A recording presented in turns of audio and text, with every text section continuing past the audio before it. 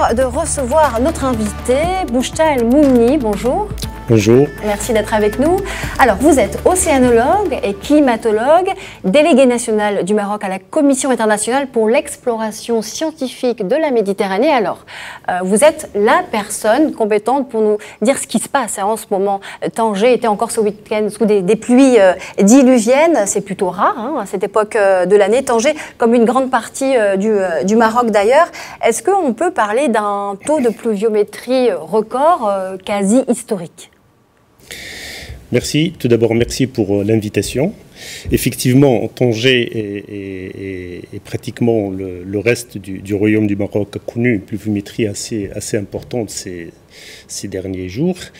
On peut parler d'un record historique, effectivement, puisque en une journée, par exemple le 17 mars, samedi, on a eu 39 mm de pluie.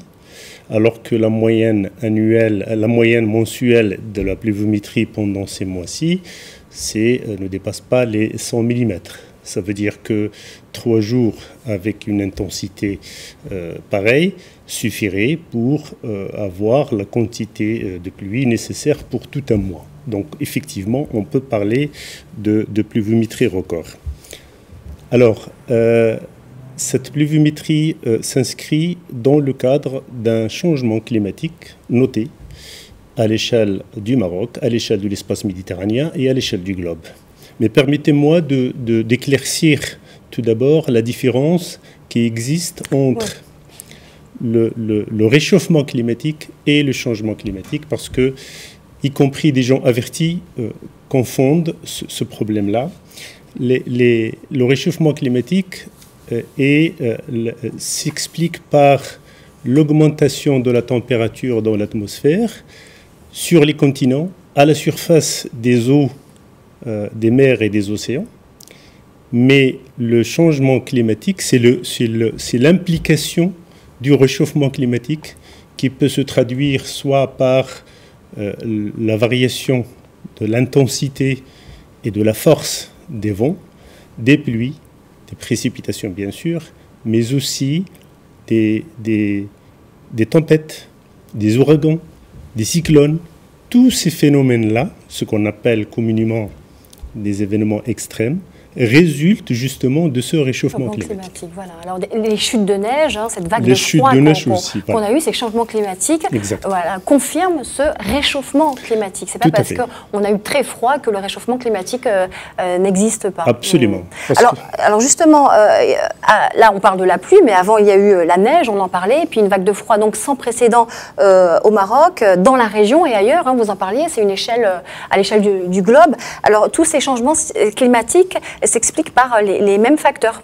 Tout à fait, parce que l'homme avec grand H, généralement, a la mémoire courte. Il suffit par exemple de revenir en 2016 pour parler d'une sécheresse que le Maroc a connue, exceptionnelle, qui n'a pas eu lieu depuis presque 50 ans. Donc, il suffit de voir une évolution historique pour voir que l'impact du changement climatique s'enregistre par des fluctuations au niveau de l'augmentation de la température, de la précipitation, du froid, du gel, du dégel, des tempêtes, etc. Donc il y a toujours ces phénomènes-là qu'on appelle les événements extrêmes qui arrivent s'inscrire dans cette dynamique de changement climatique qui est bien là. Alors l'Europe et le reste du monde ne sont pas épargnés par ces changements climatiques. Parmi les facteurs déclencheurs, il y a l'océan qui joue une sorte de rôle de régulateur en quelque sorte du climat. Est-ce que vous pouvez nous en dire plus justement ? Tout à fait. En fait, depuis la COP 21 qui a eu lieu à Paris et la COP 22 ayant eu lieu au Royaume du Maroc à Marrakech, la communauté scientifique a pu inscrire l'océan dans l'agenda des travaux relatifs au changement climatique. En effet, l'océan joue le rôle de régulateur du climat. Il a toujours joué ce rôle de régulateur du climat parce que les eaux se réchauffent lentement et se refroidissent lentement par rapport au vent et l'air de l'atmosphère. Donc c'est pour ça que l'océan a toujours joué ce rôle-là, surtout par le rôle joué par les courants. Je donne l'exemple du Gulf Stream, qui est un courant qui prend naissance au niveau du golfe du Mexique. Et c'est un courant de surface avec de l'eau chaude qui traverse toute l'Atlantique vers le nord et qui apporte cet adoucissement, cette chaleur aux pays de l'Europe du Nord, mais aussi au niveau du pôle. Et lorsque ce courant perd sa chaleur, donc sa densité augmente, il replonge en profondeur et refait le chemin inverse, mais cette fois-ci il apporte de la fraîcheur dans les zones équatoriales qui sont connues par des chaleurs et des températures très élevées. Donc l'océan joue ce rôle d'équilibre justement de climat, à la fois dans les zones équatoriales, mais aussi dans les zones polaires. D'accord, ok.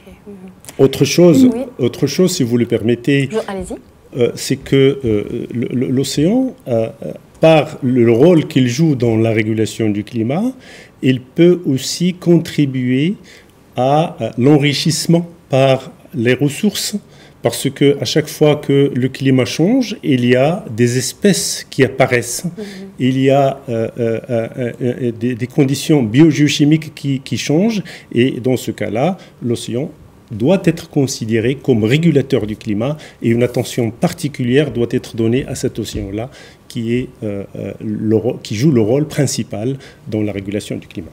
Alors, une question. Alors, tous ces changements climatiques ont certainement perturbé le quotidien des citoyens. La question aujourd'hui, c'est quels sont en fait les impacts à court et à long terme de ces changements sur le quotidien et sur l'environnement de ces gens. Oui, c'est essentiel, ça, c'est vrai. Effectivement, parce que comme le dit le dicton, science sans conscience n'est que ruine de l'âme.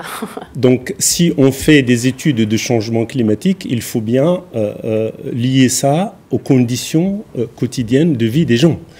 En effet, le changement climatique, c'est une réalité. Les politiques, les scientifiques, les sociétés civiles doivent prendre ça en considération et penser sérieusement aux mesures à prendre, à la fois pour la résilience et pour l'adaptation. Quand on parle changement climatique, revenons à notre région Tanger et la région Tanger-Tétouan-Hoceima par exemple, nous sommes situés dans une zone proche du détroit de Gibraltar, où les eaux d'origine atlantique arrivent en Méditerranée à travers le détroit de Gibraltar. Si le changement climatique continue, on peut avoir ce changement de ce schéma de circulation. Un exemple. Un deuxième exemple, l'océan évolue par l'élévation du niveau de la mer suite à la dilatation de l'eau en relation avec l'augmentation des températures.